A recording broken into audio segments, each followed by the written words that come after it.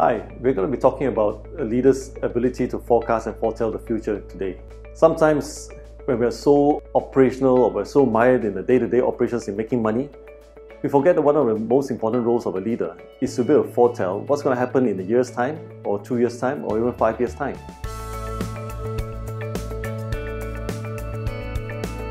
One of the biggest examples of leaders' failure to do this was during the 1997 Malaysian crisis.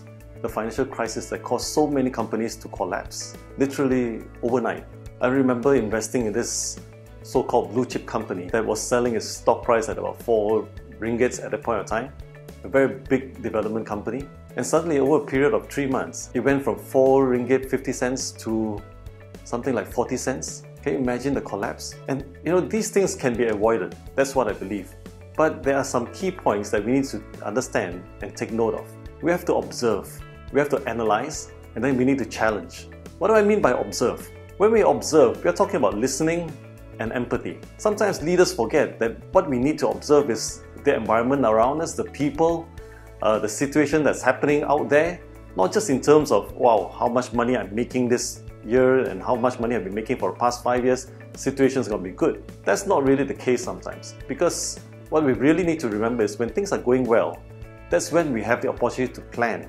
And if I had just gone on my own merry way and thinking that, look, revenue is still coming in, business is still coming in, and not think about how inflation is affecting the world out there, I may not be prepared very well. That's the first stage.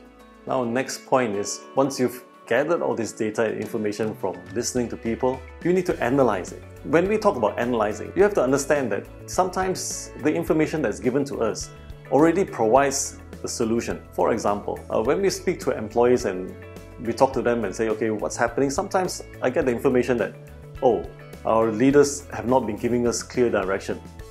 Of course, when you speak to the leaders, they say, oh, we've given them so many directions, we've given them so many things.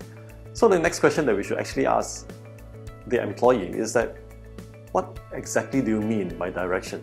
Because when they tell you, okay, I wish they give us a bit more details. They've asked us to achieve these results, yes, we know that, but what about the how? Now this information helps us to analyze and say, okay, when we provide the solution, that is actually providing something for the future. Can it happen immediately? No. But the data that we get is information for today, for the present. Our job as leaders is to give them the solution, which is a forecast of the future. So in order to solve this problem, based on the example I've just mentioned, is if you tell the leader, look, give them a bit more direction about what you expect them to do over the next 2 years, guess what? They've already predicted the future for the employee.